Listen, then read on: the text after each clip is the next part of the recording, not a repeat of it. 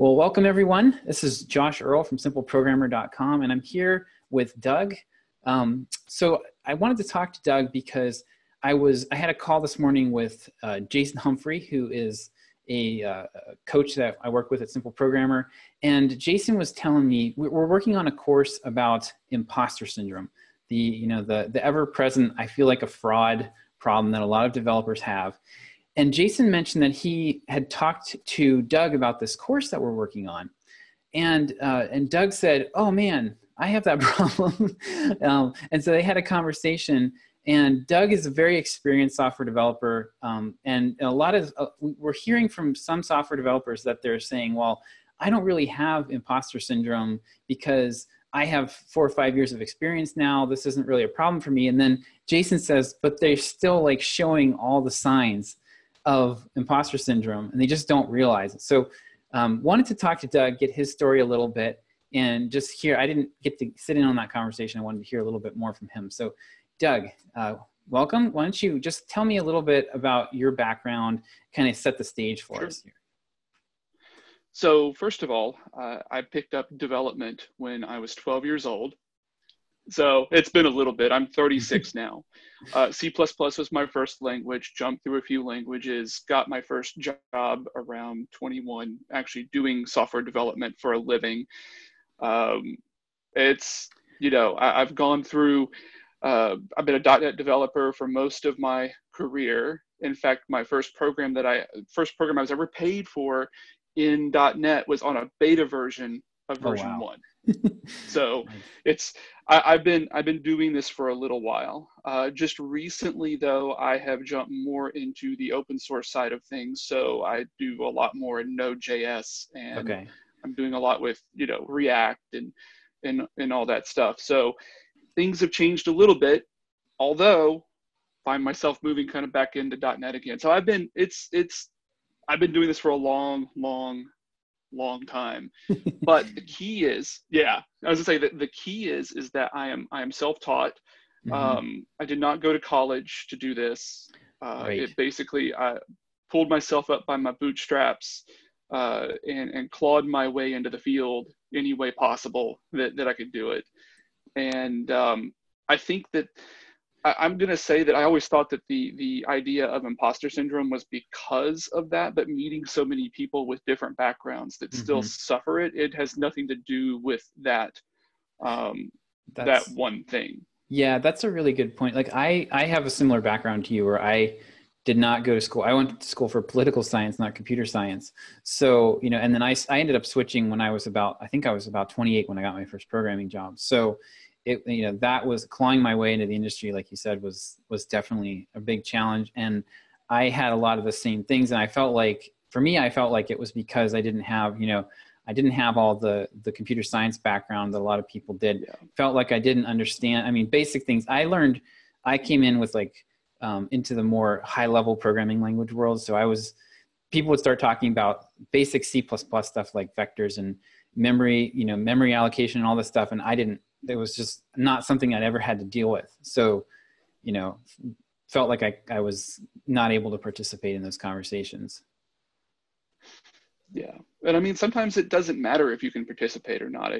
Every one of us brings something different to the table, and our backgrounds, sometimes being mired in the details of that kind of stuff will slow you down when you can go, hey, let's do this. And then someone who does know can go, well, let's talk about performance for a minute, and they can tune the performance while you're pushing the idea forward. It's one of those things where I think that just from my background, I wanted to know everything at one point. I was the type that I felt like I needed to understand in great depth the detail of everything from the hardware on up.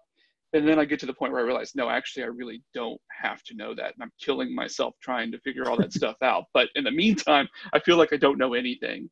And was there like a point where you first noticed that you felt like this I'm a fraud kind of feeling? Was there a point in time? So like I said, I clawed my way into the field. I started off just doing things, working like contract and stuff like that, trying to just find people that would pay me. And it turned out to be a lot of jobs where it was like, hey, administrate our network and and customize our software for us. And I could get that kind of work and didn't feel too bad in those kind of positions, because it's like, they kind of look at me as like an intern anyway. So it wasn't bad. And but were you kind of also the only, like the main tech guy? Yeah. So not only did I handle like software development, but I always had like computers in my room that were open, and I could take drives, output drive. Yeah, I had that background because my dad was a software developer, and he always had hardware floating around, and so I could take stuff and put computers together, and then but software development's what interested me. That's actually when I picked it up at 12. It's like, I can not only can I build the computer, but I can also make that computer do what I want it to do, which at 12 no one does anything the 12-year-old wants them to do anyway. So it's like, I got this computer. It will do what I tell it to do, exactly what I tell it to do every time I tell it to do it. It's awesome power that I had. It was very empowering to learn software development, and I just kind of kept with it through all the years. It's what I wanted to do. In those early jobs, but the moment, my question was, like, in those early jobs, were you like the only technical person on site, or were you part of a team? I'm curious. No, I was the only person. So one of them, I had some really cool opportunities. So I had a job with a financial group. This is way back, like early 2000s. And this was at UBS Payne Weber. It was called UBS Payne Weber at the time. And there was this group of brokers, about 13 of them, that they needed someone to administrate their personal network. They did not have, they had like the company's network, but then all of them had their own personal computer, and they all had them networked together. And no one to actually figure out how that network works. And so I actually came in, and they my paychecks were from UBS Payne Weber, but it really was like they hired me as a resource for the group, and it came out of their money that they made from the company and all that. So they were actually paying me to come in and administrate all those computers. And then they go, hey, can we make this software do this thing that we wanted to do? And I would customize it. And then also on top of that, they were like, hey, we want to do this thing that we have nothing. That's where I wrote one of my first .NET applications, was there. And I didn't have to, like I said, it just felt like I got to play a lot and just do things. And I didn't have like real life consequences if something didn't go exactly right. People might be a little annoyed, but it was not, I got to administrate a domain-based network. I converted them from peer-to-peer Windows networking to, they bought me a server, and I got to set up Windows Advanced Server 2000. And I put, we set up Windows Server 2000 boxes for all of the brokers, got them off of the Windows 90X, I forget if it was 90, 98 or whatever they were running, but just got to have a lot of fun and play around with the techniques of being a domain admin. And then on top of that, customizing software based on what they wanted to do. But any of that stuff I could do. And I didn't have like one specific area that I was narrowly focused. I did want to be a software developer. I did get tired of weird stuff happening with the computers. Like somebody bringing the virus into the network that could replicate itself, and having to spend a day and those were the days. But no, that was all fun and games, right? And I mean, I learned a lot during that time. Someone could say, hey, could you write a piece of software that did X, Y, and Z? Or can you make PowerPoint do this thing that PowerPoint doesn't do? And I'm like, sure. Can you make Excel do these things that it doesn't do? Sure. And then I went on for a little bit longer, did some jobs like that for another couple of years, and got my first corporate gig at a steel buildings manufacturing company. And that was when it hit the fan. I walked in, it was full corporate. I was working by myself. They were like, everything I would do that was amazing. They're like, this is amazing. Then I walked in with a group of other devs. And I think that is the key, Josh, is that once you walk into the room with classically trained developers, and you're like, you sit back, you're going, you think you know some stuff, and then you walk in the door and go, I don't know anything. compared to these other guys. Right. Like, what am I doing? They're going to figure out that I don't know anything and fire me. That's what they're going to do. And they never did. I stayed there for a couple of years and learned a lot about how things worked in the corporate world and whatnot. And it's a really good experience. But I think a lot of the jobs that I went to from job to job to job, I'd always have that moment where I'd sit there and go, wow, these other guys are amazing. Why am I here? Yeah. Yep. That makes a lot of sense. And I think so. From what I've been seeing, like, I think that what happens is there's this transition period where you go from being a little fish in a big pond or a big fish in a little pond, sorry, to a much bigger pond where suddenly you're like average or below average even. Because, and I've heard from people where it happens when they go from high school to college seems to be a common one, because you go, like, I was explaining this to Jason. So basically you go from I'm the smartest kid of 2,000, maybe 2,000 students, maybe if you have a really big high school, and it's basically just like your geographic area. It's not that hard to be the smartest person in the room when that's the criteria. But then you go to a regional college and suddenly you're dealing with people from all over the state who've all come there because they have similar strengths and interests that you do. Guess what? Now you're probably going to be average. And then every time you step forward like that, and like for you, it was going from, you were the guy, right? You were the tech guy who all these brokers looked up to. It's not hard to be the smartest tech guy when you're surrounded by a bunch of brokers, but then you get a job with like real developers and you're like, holy crap, like, I don't know any of this stuff. right. And it was a very similar experience for me.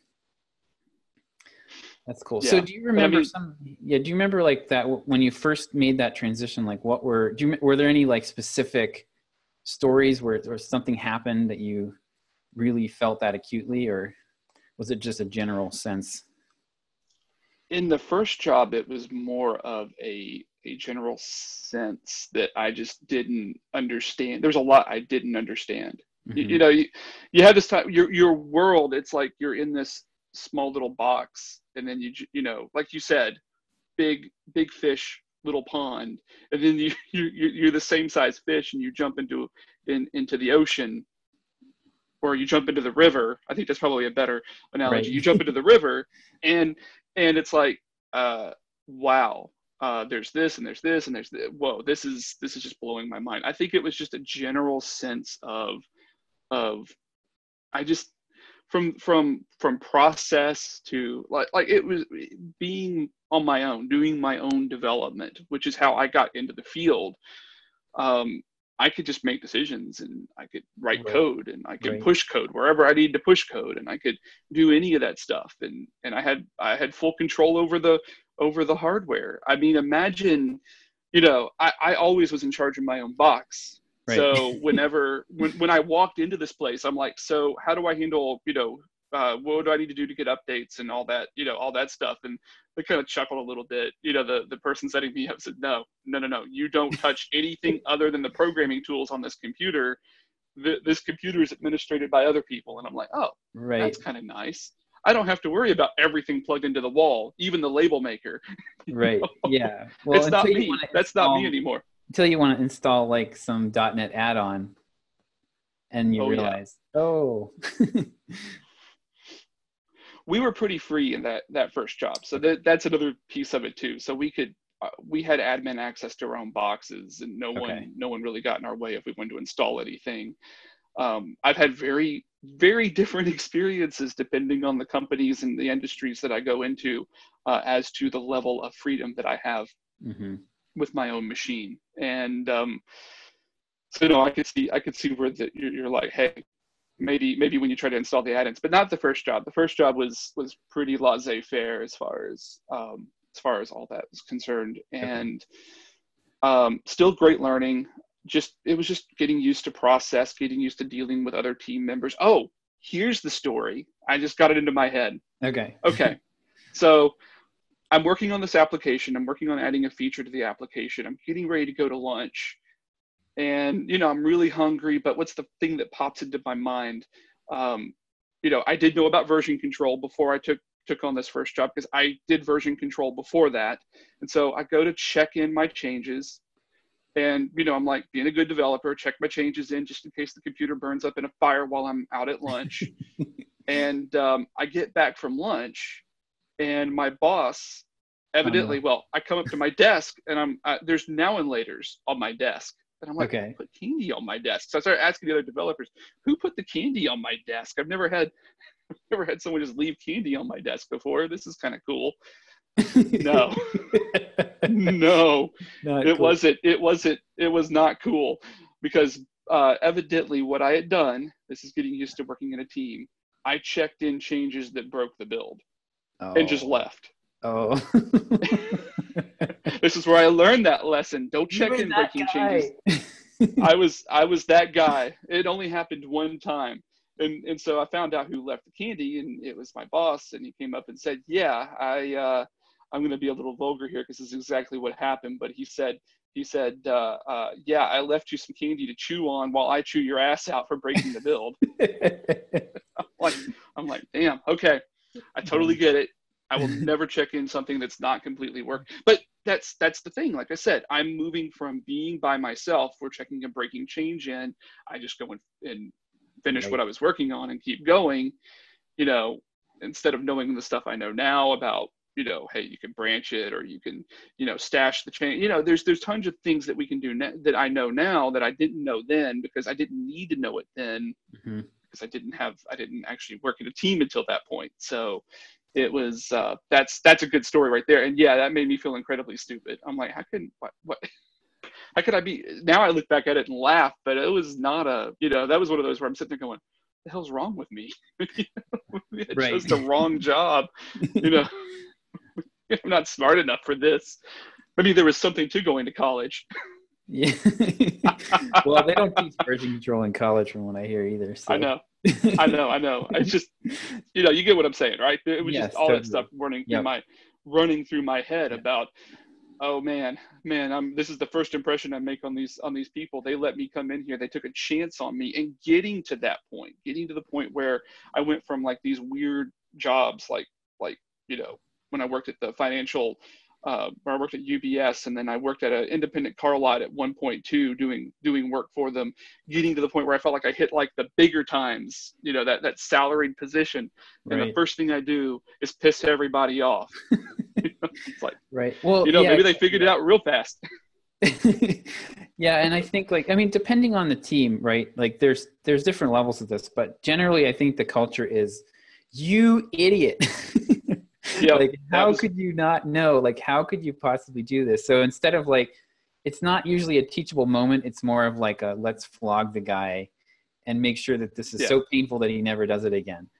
But that can also, that can leave some, it kind of leaves that some emotional, a little bit of emotional scarring there. And see, if I were doing this myself, it would have been a coaching moment where it's like, hey, we really don't want to break the build. And I think that would have had just as much of an effect, because if someone was thoughtful, they would still think through that without having the public flogging of having your manager walk up in the middle while you're in the middle of the development group and basically say, here's the candy. Right. Yeah. So on the on the disc, there's the disc personality profiles, right? And I talk about this a lot with my wife. But there's I think a lot of software developers tend to be very high on. There's C in the disc. DISC stands for conscientious, and it's like you are you want to be doing everything right, crossing all your T's, dotting your I's. And, you're super conscientious. And for a C, the worst thing that you can possibly do is tell them they're wrong.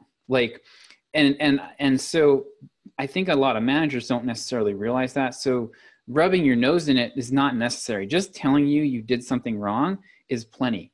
And you can, you'll basically punish yourself. Right? I would have done really good on my own, but it was, so I got the public flogging, and then I had my own internal flogging going on. Right. And, but that's a really good, when did you feel like you had imposter syndrome kind of kick in? And that was one of those moments where, where it happened. But hey, at least my public flogging made for a good story. Right. Yeah, there's my wife has these little cups that the kids use when they brush their teeth, and one of them says, "It's either a good idea or a good story." That's like one of my favorite little sayings. So what are some things like, so I guess, what are some things you've tried or else like beliefs you've had about this idea, this imposter syndrome, things you may have tried to like deal with it, or beliefs you had about how to fix it or get rid of it? So the thing is, the beliefs that I had to internalize is that no matter where I go, no matter who's working with me, there's always going to be someone that knows more than I do, and that's okay. I have proven, and time is one of the other cures for it too. So it doesn't go away. It's just that when you have proof behind you that you've been employed, I mean, that job at UBS was 2001. Right. So I've been doing this for a little bit, and professionally. And when you look back and go, well, people have paid me for this long to do it. There's no way that I could totally be stupid, and people will, not that many people get tricked for that long. Right. And so, and you have to just go back and go, well, I feel really dumb right now, but here's what I've done in my career. I'm always trying to strive to be better.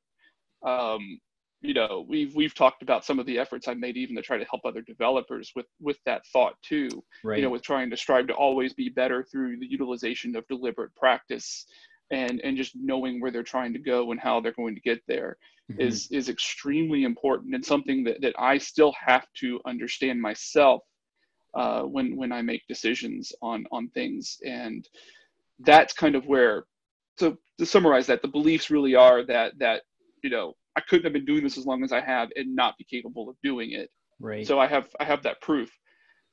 And the other piece of it is just acceptance of there's smarter people. No matter how smart you are, there's smarter people.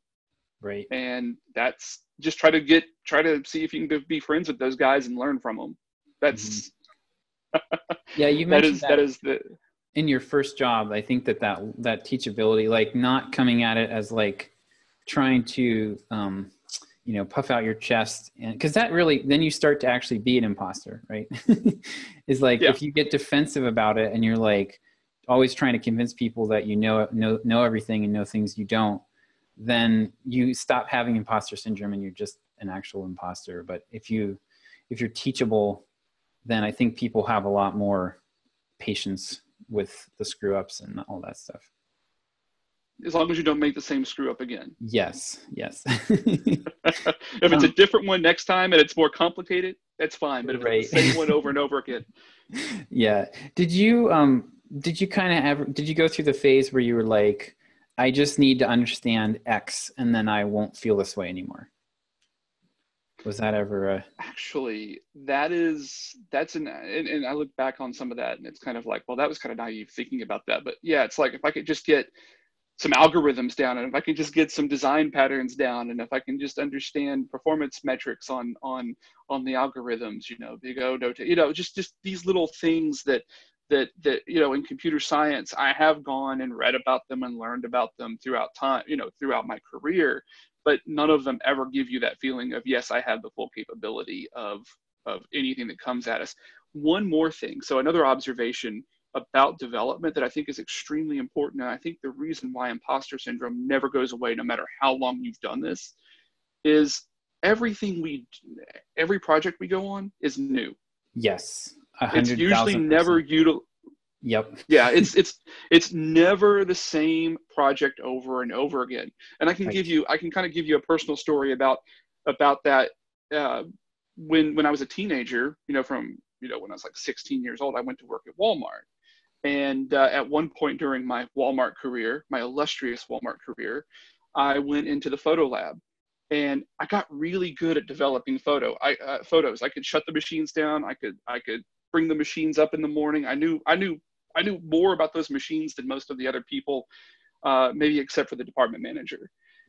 But the thing is that developing photos was the same thing over and over and over again. You just basically load the film in, and sometimes something messes up and you got to go into the dark box and feel around. And that was kind of fun, like trying to rescue a roll of film that was toasted. You know, that was kind of a fun thing to do. But overall, that was the same thing over and over again. But software development is just like, it would be like getting a new format of film and having to reconfigure the machine for every project.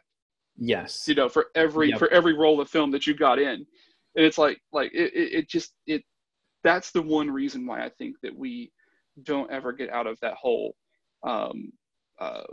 the imposter syndrome, because it's like, it's just never the same. Even if it's the same industry, it's still never the same. Mm-hmm. Yeah, I mean, the best you can do really is just get good at spotting different categories of problems, and you might have a little bit of a better idea where to start. But yeah, it was the same.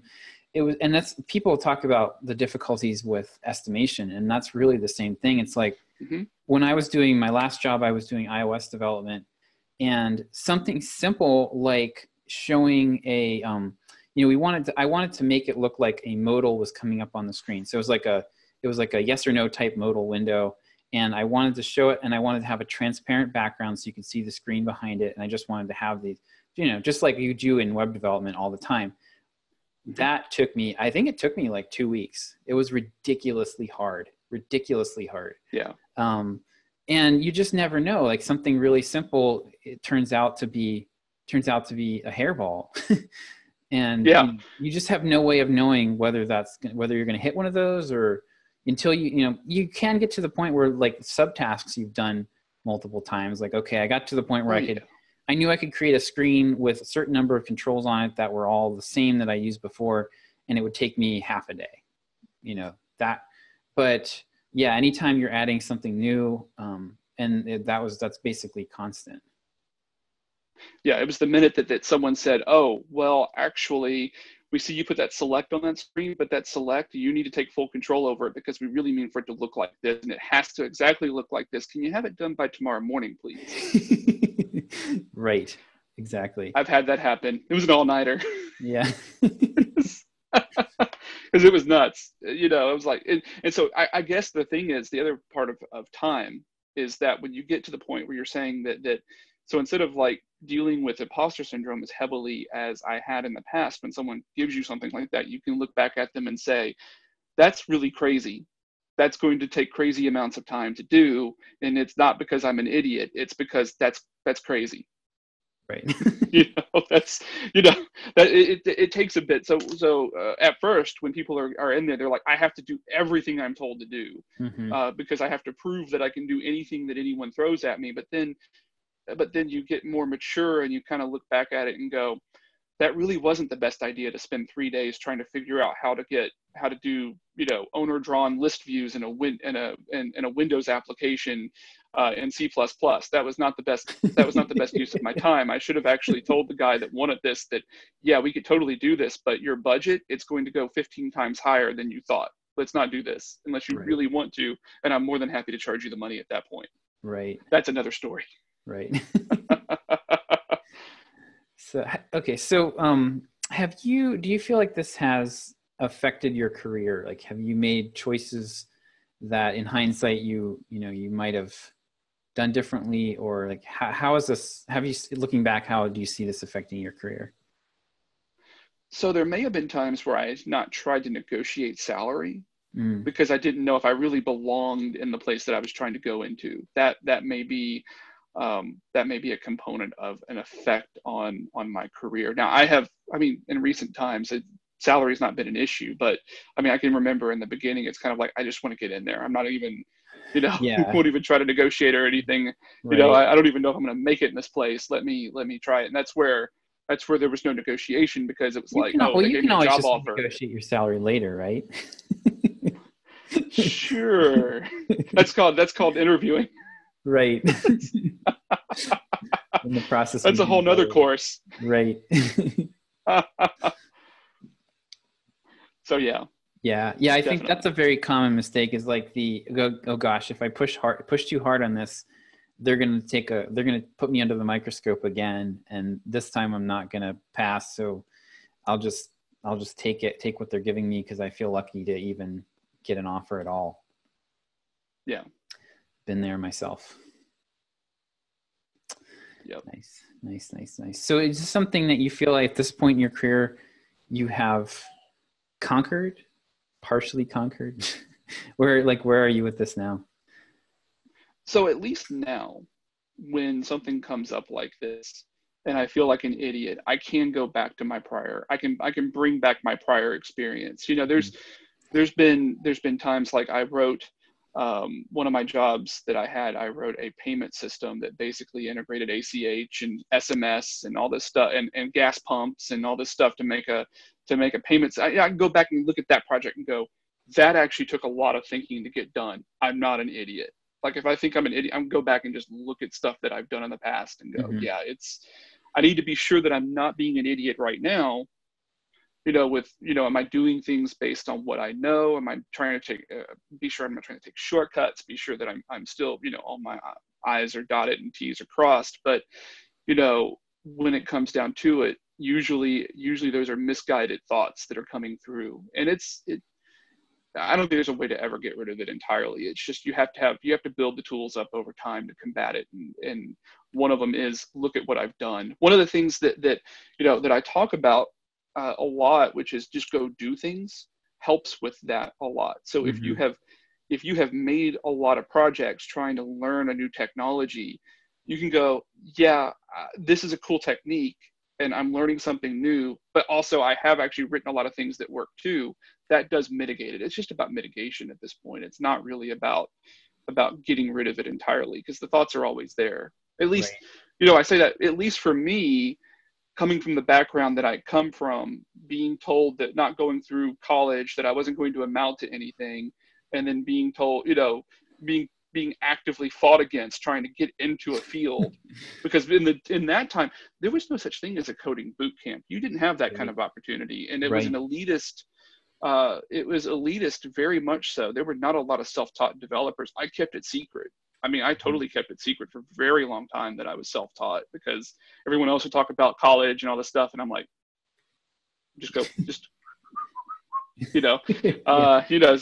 keep myself out of the conversation somehow, change the subject, get out of it or something.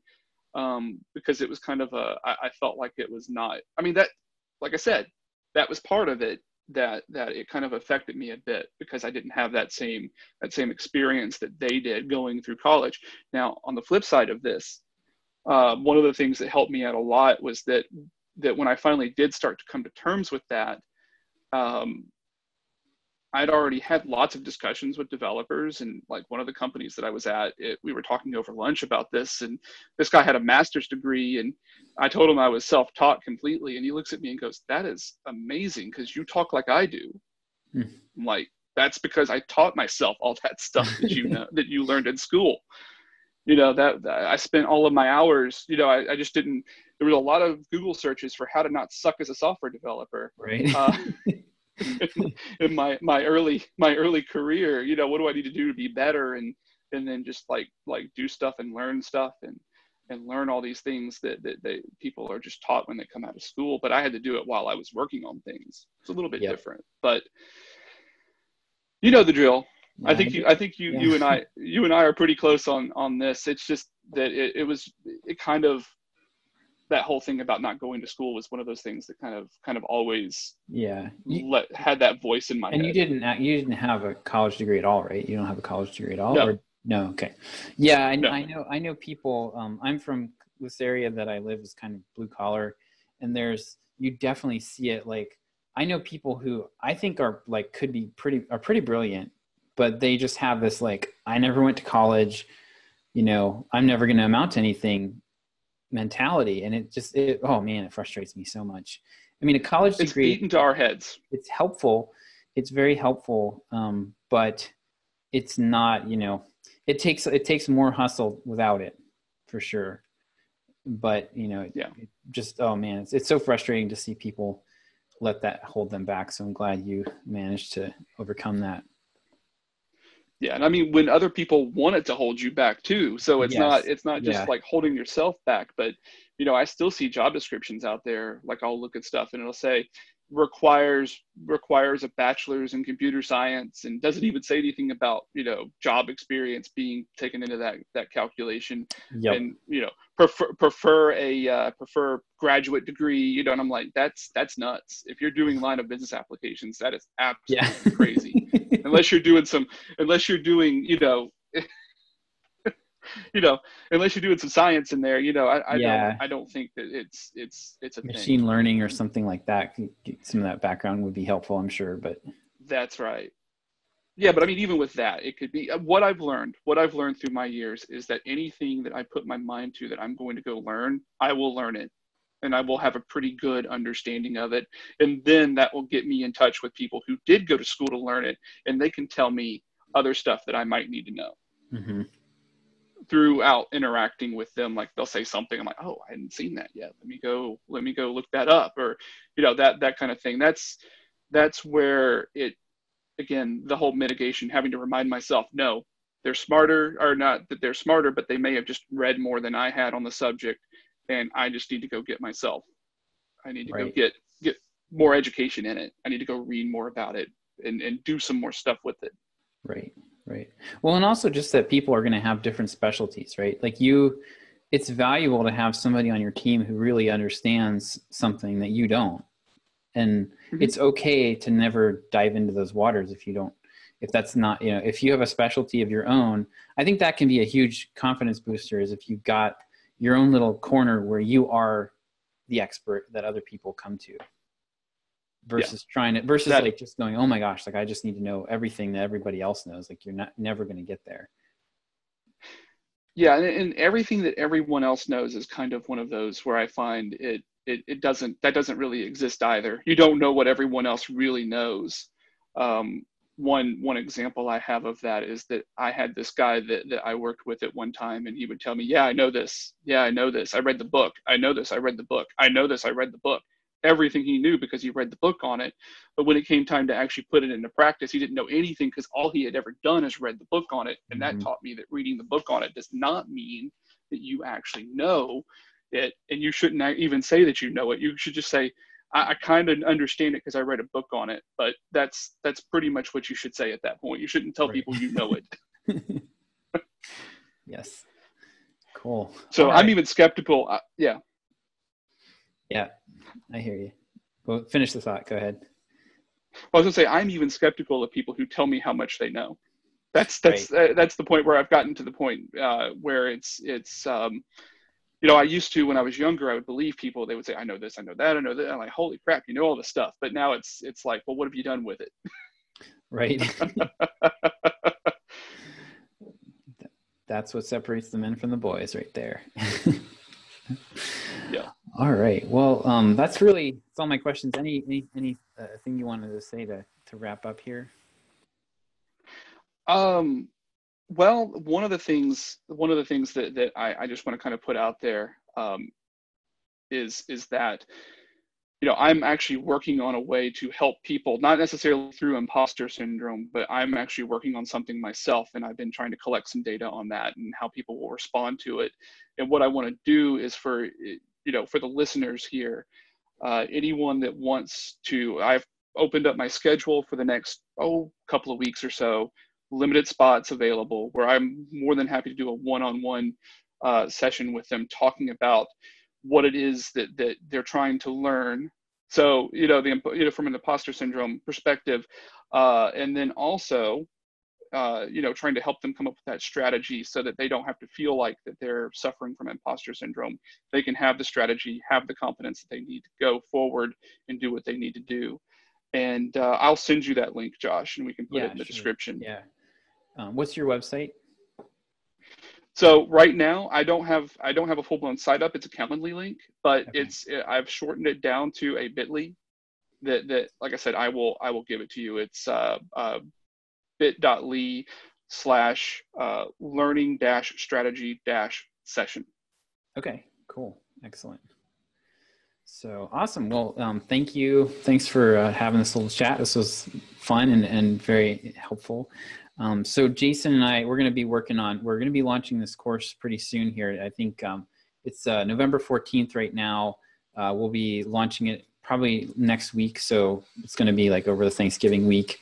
And we're going to be looking to a lot of the stuff we talked about today, some of the stuff that worked for you about, taking your victories that you have, things that you've experienced, things that you've accomplished, and putting those into a format where you can review them when you're feeling this way. Like that's one of the things that we're going to be teaching. It's going to be basically a tool belt that, and we're going to give you, like, when you're feeling this, do this, and it will help, right? To just kind of, because I think really the only real cure for, or not even cure, but the only real way to handle this problem is through taking action, like you mentioned. And it's helpful to have tools to help you take action when you are getting stuck, because imposter syndrome is very paralyzing. It causes you to kind of like want to turn inward and shrivel up. And so what we're looking to do is provide some tools to help people get out of that cycle and into a cycle where they're doing things and taking action and growing. So. Yeah, and like you said, I think the biggest way to combat that is to have people that you can talk to, which I'm pretty sure you're going to put that in your tool belt, because you've got to have some people that are a little more senior than you are that you can go and say, hey, I am going through this right now, and I don't feel confident enough to talk to other developers I'm working with about this. Do you have any advice on X, Y, and Z, even from a technical, or just even from, I'm having a hard time interacting with the other developers. What do you think? Having that mentor around is really important. And if that's any kind of parting advice I can give, is that I know developers, a lot of developers tend to be introverted. Yep. I'm actually introverted to a certain extent, but I sit right there, like on all of the tests, all the personality tests, I sit like right in the middle and go between the two, depending on the season of the year. So I have to kind of sit there and go, no, I got to go talk to people. And that is actually another major tool that I just thought about that you could use to try to help get out of that funk to a certain extent. Yep. Awesome. All right. Well, thanks, Doug. Sure. Thank you. We'll catch you later. All right. Thanks.